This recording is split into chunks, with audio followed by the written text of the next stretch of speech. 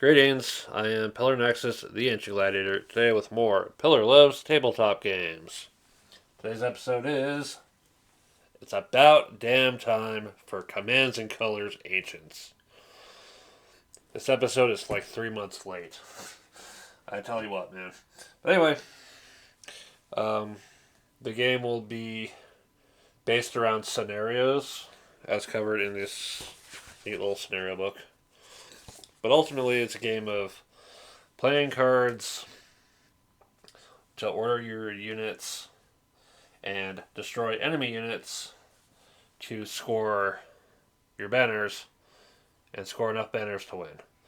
For this first scenario, it will take a grand total of 5 banners to win. Every eliminated unit, every eliminated leader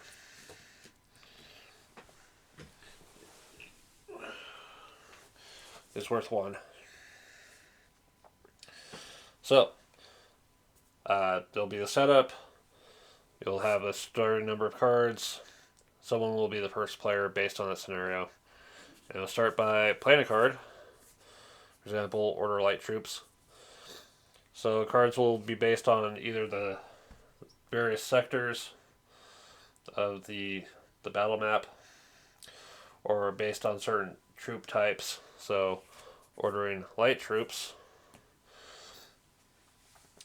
When you do the orders, you have to resolve the movement for every unit you order first, and then resolve the battles.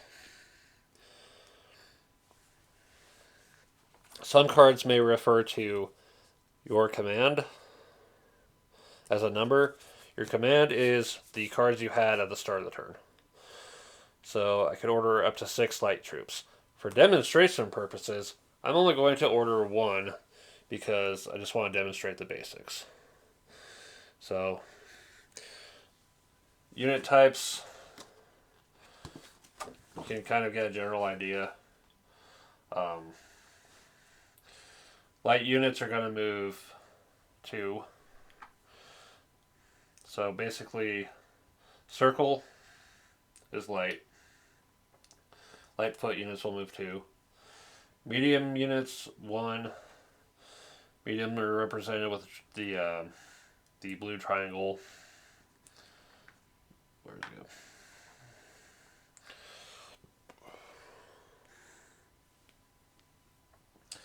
go? And then red units represented with a square are going to move 1. There are certain exceptions. Like the Auxilia infantry, glowing circle. They move 1, and they can go into battle, or they can just move 2 and just haul ass, but not fight. I forget if any are in this scenario, but then there's the warrior infantry, represented with a shining blue triangle. This one's no. That's move 1, but if they move into battle, they can move 2. So we're going to order them. They're going to move here. They could move 2, but they're ranged units. They don't really need to move that far. And then ranged combat. So for these units specifically, they have a fire range of 3.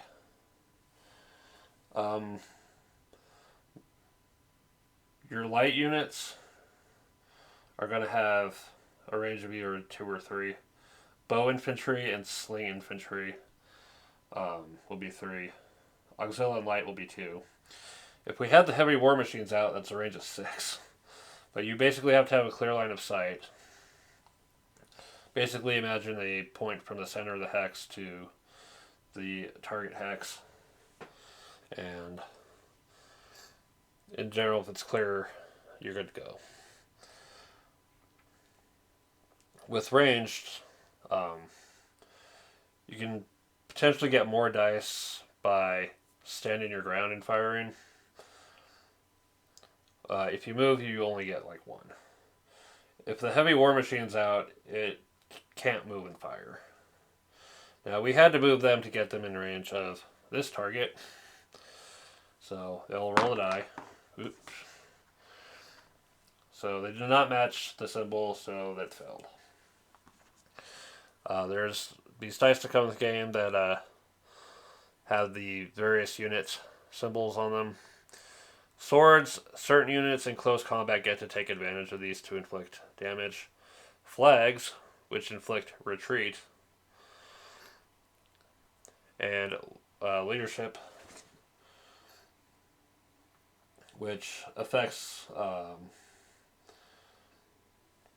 leaders.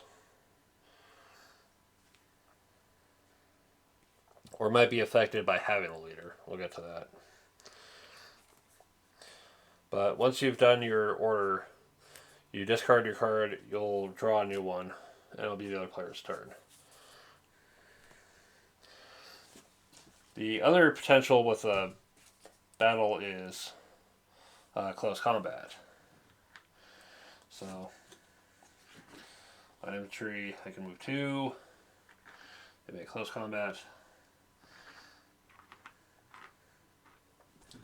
So yeah, there's, or you 2 units center, and it's your center. Like if it says left, it'll be your left. Even though it'll be your opponent's right. It's your perspective when you're playing the order. So, in close combat, they have the option to evade, but you're still going to be able to roll hits against them. However, if they don't evade and they survive, they have an opportunity to battle back. So, let's say, right, light infantry, 2 dice. Okay, so we match. They're a circle, we rolled circle, they lose 1. We rolled swords, but they don't get to count swords unless they're, auxiliary infantry, warrior infantry, medium, or heavy infantry.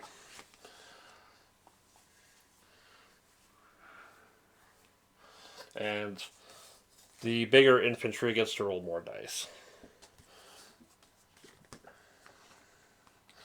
Now, if we rolled retreat, a flag, there's that possibility that they're going to have to retreat. In which case, they're going to move based on their retreat value.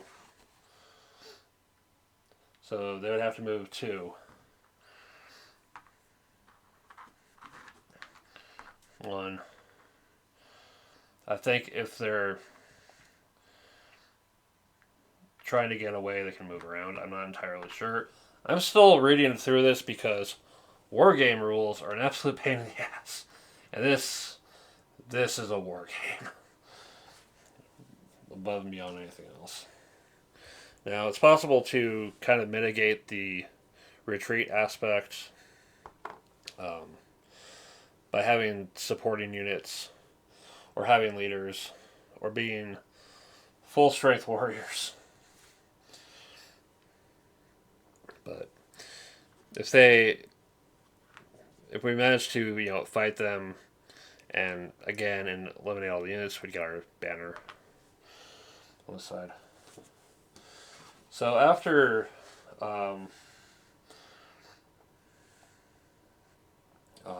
that combat, if they were still there, they could fight back, I believe.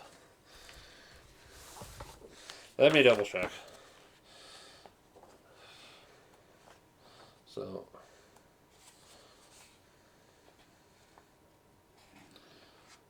first to retreat. Right. Call back.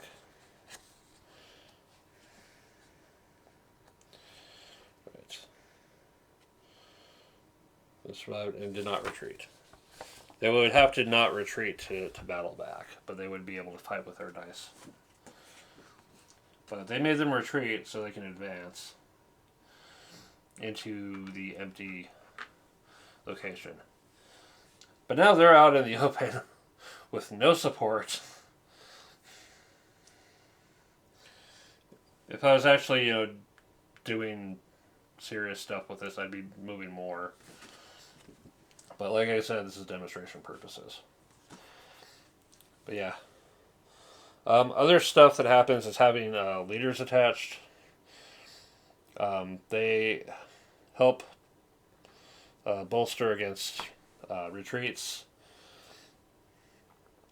If they're in close combat with, if they're joined a unit that's in close combat, then results of leader can count against your opponents.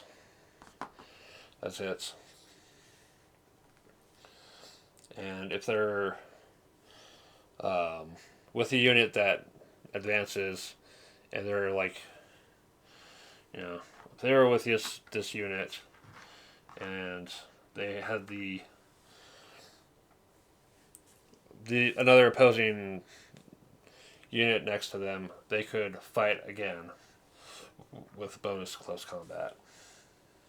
There are other units that get the bonus close combat even without the leadership. But that bonus close combat is the only bonus they get for winning fights that turn. Other stuff, we've got cavalry, which are like hella fast. They're either moving 4, 3, or 2 for light, medium, or heavy. Light cav will have a ranged combat. There's also elephants, which are their own crazy set of rules. The game also has terrain, which may come into play with the various scenarios. The game's... This is the 7th printing, by the way, if you missed it on the cover. Is it on the cover? Let's see. Yeah.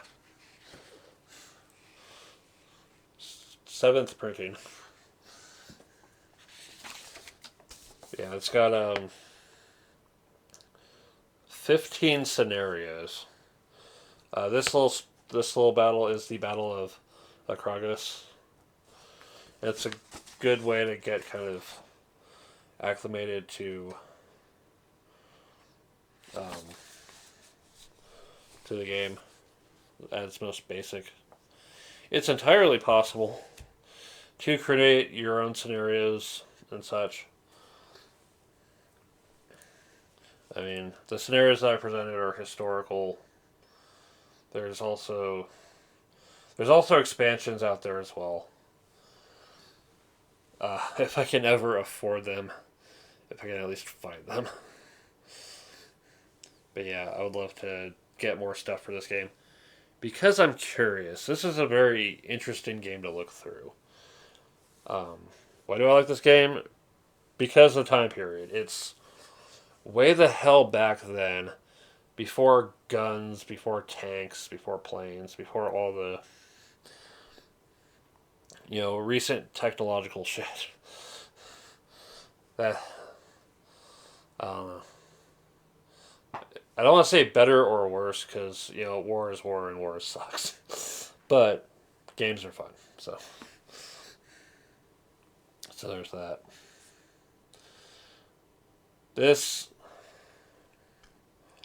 I keep saying that I want to be done with getting games, but it is entirely possible there may be more episodes of Pillar Loves Tabletop Games throughout this year, depending on how things turn out. But for now, I'm perfectly happy with this game. I'm going to learn it. I'm going to go out of my way to demo the game. I'm going to try to expand it if I can find the expansions.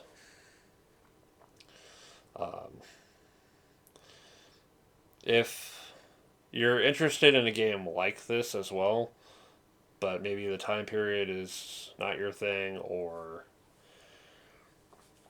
maybe the theme could be different, there's games like Memoir 44, Battle Lore. Those are probably the two on the top of my head because they also use the same system.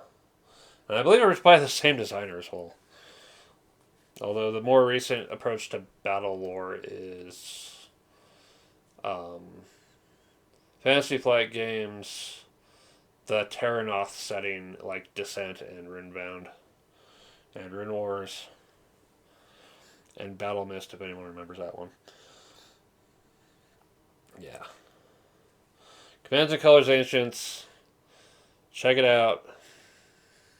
I'm sure you'll enjoy it if you're into war games like these ones. And the time period. There's a lot of historical background to learn about from all these battles. From 406 BC to 202. Rome or Syracuse versus Carthage. But yeah. Thank you very much for watching. This is Pillar. I'll see you next time.